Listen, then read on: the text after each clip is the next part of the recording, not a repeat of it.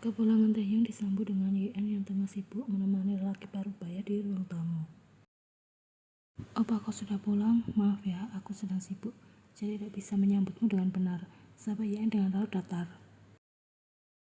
Sepertinya gadis itu masih merasa kesal. Buktinya pesan Taehyung tadi siang yang membicarakan menu bekal buatan Yeon yang enak dan pasti lidah tidak ia balas. Ada juga pesan tentang Taehyung yang mengatakan ia tidak ada jadwal sepulang kerja, yang juga diabaikan oleh sang istri. Padahal ponsel gadis itu ada di sana, di dekatnya. Tapi lebih dari itu, saat ini Taehyung tengah penasaran dengan sosok lelaki parubaya yang duduk di hadapan sang istri. "Dia siapa ya, Boya?" tanya Taehyung begitu ia sudah mendekat dan duduk di sebelah sang istri. "Perkenalkan, dia Choi Ajusi, orang yang kedepannya akan membantuku di perusahaan milik mendiang apaku," jawab Yeon. "Aku Choi Hyun-seo, teman dekat dari mendiang apa Yeon. Han Yeon ini sudah aku anggap seperti putriku sendiri," ucap Hyun-seo sembari menyodorkan tangan kanannya untuk berjabatan. "Aneh, aku Kim Taehyung, suami Han Yeon," balas Taehyung menyambut jabatan tangan Hyun-seo di sana. Banyak sekali dokumen yang tersebar di sana. Yeon telah melihatnya dan memahami beberapa isinya. "Ya Boya, kau tidak berniat bekerja di perusahaan kan?" tanya Taehyung. "Weh, bukankah kemarin kita sudah membahasnya? Kalau tidak kuliah, aku akan pergi mengurus perusahaan milik mendiang apaku saja. Kau bilang untuk memilih salah satunya. Aku sudah menentukan jawabannya sekarang." "Kenapa tidak bilang-bilang terlebih dahulu?" ada raut kecewa di wajah Taehyung. "Memangnya pembicaraan kemarin tidak kau anggap sebagai pemberitahuan ya?" Yeon balas bertanya. Jelas sekali gadis itu tengah memancing Taehyung untuk berdebat dengannya. "Opa, masuk saja ke dalam dan bersihkan diri. Aku sudah minta Bibi menyiapkan makanan untukmu." "Sebentar Ibu ya, aku belum selesai," tolak Taehyung ketika Yeon sudah mendorong tubuhnya untuk segera beranjak. "Apalagi? Kenapa kau harus pergi bekerja? Aku kan sudah kerja," tanya Taehyung masih belum puas. "Karena ini perusahaan apaku, aku ada kewajiban untuk mengurusnya. Apalagi setelah aku menikah dan pindah rumah. Aku mendengar Kristal juga sudah masuk ke dalam perusahaan. Dia berada di bawah bimbingan ibu tiriku agar kelak bisa menggantikan menjadi pemimpin perusahaan. Mereka sudah memiliki rencana seperti itu. Jadi bagaimana bisa aku diam saja?" jawab Yeon panjang. Jungwoo memang sudah menurunkan beberapa orang untuk memantau kondisi perusahaan Han. Tapi lagi-lagi orang kepercayaan Jessica jauh lebih banyak di sana. Jika tidak dikucilkan, orang-orang Jungwoo itu mungkin akan berbalik arah untuk menjadi orang-orang Jessica dengan iming-iming imbalan yang luar biasa besarnya. Tipikal seorang Jessica memang rela menghabiskan uangnya untuk membeli kesetiaan orang-orang di sekitarnya. Jika terjun secara langsung, aku bisa melihat mana saja orang yang harus aku buang dan pertahankan. Aku akan melakukannya secara berangsur hingga kelak perusahaan bersih dari orang-orang kepercayaan ibu tiriku. Taehyung sudah menghela nafas di sana. "Apa kau sudah benar-benar yakin ya, Boya?" Yeon mengangguk tanpa beban. "Opa pergi sana. Kau pasti lelah kan seharian ini sudah bekerja. Istirahatlah, aku akan di sini lebih lama karena masih banyak yang harus aku bahas dan tanyakan." Taehyung sudah menunjukkan raut masam karena secara tidak langsung telah diusir oleh sang istri. "Kita bicarakan lagi masalah ini sebelum tidur nanti," ucap Taehyung yang kemudian beranjak dari sana. Hingga pukul 10 malam, Yeon belum juga memasuki kamar setelah mereka makan malam bersama Hyun-seo tadi. Belum apa-apa, tapi Taehyung sudah merasa diabaikan oleh sang istri. "Opa belum tidur?" tanya Yeon terkejut melihat Taehyung masih bersandar di atas ranjang dengan muka yang sudah ditekuk. Padahal biasanya pada pukul 11:30 malam begini, lelaki itu sudah terbang kala mimpi. "Kenapa lama sekali? Aku temani di sana, kau juga tidak mau," balas Taehyung. "Opa kan harus istirahat agar besok bisa kembali bersemangat," ucap Yeon memberikan alasan. Gadis itu kemudian memasuki kamar mandi untuk membersihkan wajahnya dan ganti pakaian. Kemudian pergi ke meja rias untuk melakukan perawatan wajah sebelum tidur. "Ya Boya, kau yakin akan pergi bekerja?"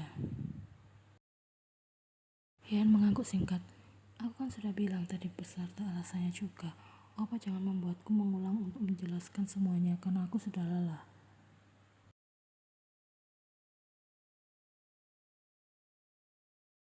Karena aku merasa kau tidak akan seperti dulu. Maksudku perhatianmu padaku akan menghilang. Ucap Taehyung lebih mirip seperti rengekan. Opa kan sudah dewasa, sudah tidak butuh perhatian lagi. Taehyung mengernyit tak suka mendengar ucapan sang istri. Memangnya kalau sudah dewasa dan menikah tidak butuh perhatian. Justru yang membuat hubungan suami istri langgeng adalah perhatian itu sendiri. Tapi opa, menunggumu pulang ke rumah seharian tanpa aku melakukan apa-apa sangat membosankan. Lebih baik jika kita sama-sama bekerja. Di lain sisi, aku jadi bisa mengerti bagaimana lelahmu dalam mencari nafkah. Kau bisa melakukan segala hal seperti pergi shopping, ke salon, intinya manjakan dirimu sendiri. Balas Taehyung. Itu bukan aku sama sekali, opa. Daripada seperti itu, bekerja akan jauh lebih bermanfaat kan? Tampaknya keputusan Yeon sudah bulat hingga Taehyung tidak bisa membujuknya lagi. Ibu ya, mengapa kau tidak membalas pesanku tadi? Hal ini yang masih mengganjal pikiran Taehyung hingga saat ini. Tadi ia tidak bisa bertanya karena ada Hyun Seo. Aku sibuk, jawab Yeon singkat. Gadis itu sudah selesai dengan kegiatannya di depan meja rias yang kemudian beranjak menuju ranjang untuk berbaring di sebelah Taehyung. Padahal kau bisa membahasnya dengan satu kata saja daripada tidak dibahas sama sekali, membuatku merasa kau sedang marah padaku. Ania, tidak ada yang marah padamu, balas Yeon. Ia menarik selimutnya, duduk dengan posisi membelakangi Taehyung di sana, hingga membuat laki itu merasa sangat keheranan. Ya opa, kenapa kau hari ini berisik sekali? Tidur saja. Aku sudah lelah, kau pasti juga kan? Balas Yeon yang membuat Taehyung merasa lebih heran lagi. Kau marah padaku kan? Tanya Taehyung to the point. Kenapa aku harus marah padamu? Yeon balas bertanya. Lihat perlakuanmu padaku saat ini. Kau sengaja mengacuhkanku ya. Jawab Taehyung sudah tampak mulai kesal. Aku tidak mengacuhkanmu, aku hanya lelah. Apa karena aku tidak sengaja menyebut nama Iron Wona tadi pagi? Aku akui jika aku memang salah, dan aku minta maaf padamu. Ucap Taehyung sudah tak tahan. Jika kau sudah tahu apa kesalahanmu, lebih baik kau lebih berhati-hati ke depannya. Balas Yeon sinis. Taehyung sudah bergerak dari posisinya, memaksa istrinya itu untuk menatap ke arahnya. Kenapa kau jadi begini? Padahal dulu kau sangat pengertian dan nyaris tak pernah marah apapun yang aku lakukan. Aku bukan orang gila yang hobi marah pada anak berusia 4 tahun. Tapi sekarang kau sudah berusia 28 tahun. Tentu saja berbeda. Nona hanya saudara perempuanmu, setelah Yeon dengan segera. Baiklah opa, aku akan sebutkan peraturannya di sini secara terbuka. Jika aku tidak suka, kau menyebut nama Nona terlebih di hadapanku, karena aku sudah muak. Yeon, apa yang kau katakan barusan? Sentak Taehyung. Apalagi, aku hanya tidak suka. Jawab Yeon meskipun gadis itu sudah merasa sakit hati, karena ini pertama kalinya Taehyung bicara dengan suara keras padanya. Yeon sadar jika dia mungkin saja sudah terlalu sensitif. Padahal tadi pagi, Taehyung bahkan tak sempat menyebut nama Irene dengan lengkap, namun sudah berhasil membuatnya kesal seharian. Entahlah apa yang sudah terjadi, Yeon hanya mengikuti apa kata hatinya untuk menegaskan jika ia tak suka, dan Taehyung wajib mengikuti aturannya. Tidurlah, aku tidak mau kita bertengkar hanya karena masalah sepele seperti ini. Gumam Taehyung kemudian, ia mencoba untuk meredam emosinya. Merasa Yeon terlalu tega pada Irene di saat ia tahu kondisi Irene yang tengah berjuang untuk tetap hidup di rumah sakit. Yeon tak menjawab, namun ia mengikuti ucapan Taehyung sekalipun merasa sangat kesal karena suaminya itu hanya menganggap sepele masalah ini. Suasana sudah kembali normal seperti semula. Yeon yang melayani Taehyung untuk membuatkan sarapan meskipun gadis itu belum mau banyak bicara. Ya, kau langsung pergi ke perusahaan Han mulai hari ini juga? Tanya Taehyung setelah menghabiskan menu sarapannya. Ia menebak karena melihat Yeon sudah berpakaian formal pagi-pagi begini. Ya apa, mungkin nanti aku akan pulang terlambat, jawab Yeon. Jangan terlalu malam, ini hari pertamamu, jadi jangan terlalu memaksakan diri. Yeon mengangguk Tanyaaku sebagai jawaban. Akan aku jemput setelah aku pulang dari perusahaan Kim pukul 5 sore. Tidak perlu apa, aku akan pulang pukul 8 malam. Kalau begitu aku akan menjemputmu pukul 8 malam, jangan menolak. Ya sudah, balas Yan singkat. Taehyung menunggu sang istri menyelesaikan sarapannya, baru kemudian berangkat ke perusahaan bersama-sama. Meskipun tak searah, Taehyung tidak merasa keberatan untuk mengantar Yen hingga sampai ke perusahaan Han dengan selamat. Sebelum akhirnya ia pamit untuk melanjutkan perjalanan menuju ke perusahaan Kim.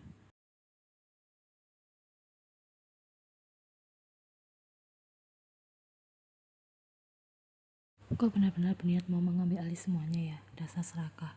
Empat kristal yang sengaja datang menemui Yen bahkan sesaat setelah gadis itu duduk di kursinya. Bukankah itu juga tujuan kalian? Aku bukannya serakah, melainkan mengambil alih hak yang memang menjadi milikku, balas yang tegas. Satu hal lagi, bersikaplah sopan, karena hingga detik ini, aku masih berusaha bersikap baik pada kau dan ibumu. Setelah ditendang dari rumah, kalian tidak ingin ditendang dari perusahaan juga kan? Tanya Yen tanpa gentar menatap kristal di sana. Coba saja kalau kau bisa, ibuku telah berkontribusi banyak dalam perkembangan perusahaan ayahmu yang dulu bahkan sudah hampir bangkrut. Jangan jadi orang yang selayaknya kacang lupakan kulitnya, balas kristal. Aku juga belajar dari kalian, jika tak perlu untuk mengasihani orang yang kalian anggap musuh. Kristal Jung, jangan terlalu percaya diri. Aku mempertahankan kalian bukan karena memiliki hati nurani, melainkan masih membutuhkan jasa kalian untuk perkembangan perusahaan ini. Kelak saat aku sudah menemukan orang baru yang cocok, aku tidak akan segan-segan menendang kalian keluar dari sini. Kau, siapa yang mengajarimu bersikap kurang ajar seperti ini? Jerit kristal tak tahan. Itu adalah kalian, balasnya yang datar. Keluar dan mulailah bekerja. Aku tidak ada waktu luang untuk meladenimu lagi. Aku juga tidak suka pada orang yang hobi makan gaji buta. Kristal sudah merasa sangat kesal di sana. Gadis itu beranjak dari ruang CEO dengan bantingan pintu yang keras. Tak lama kemudian, Hunseo tampak masuk ke dalam. Kau tidak apa-apa, Yana? Siapa yang mengizinkan anak itu sembarangan masuk kemari? Tanya dengan raut tak suka. Aku akan menegur sekretarisku karena tidak becus mencegahnya hingga lancang masuk kemari dan menemuimu. Padahal ini hari pertamamu, kau pasti sangat terkejut. Tidak perlu acuh sih. Serangga kecil itu memang pandai untuk mencari celah dan menerobos masuk. Tapi aku sudah berhasil mengusirnya, jawab Yen. Yen sendiri sudah sangat percaya pada Hunseo. Lelaki itu dulunya memang menggantikan apa Yen saat beliau sudah tidak bisa bekerja lagi karena sakit yang dideritanya. Namun setelah Yen meninggal dunia, Hunseo tiba-tiba diberhentikan secara tidak adil dan pimpinan tertinggi diambil alih oleh Jessica. Jungwoo telah bekerja keras untuk mencari keberadaan Hunseo selama ini, membujuknya agar mau kembali memimpin perusahaan Han dan membimbing Yen ke depannya. Gadis itu tidak berniat menguasai semuanya.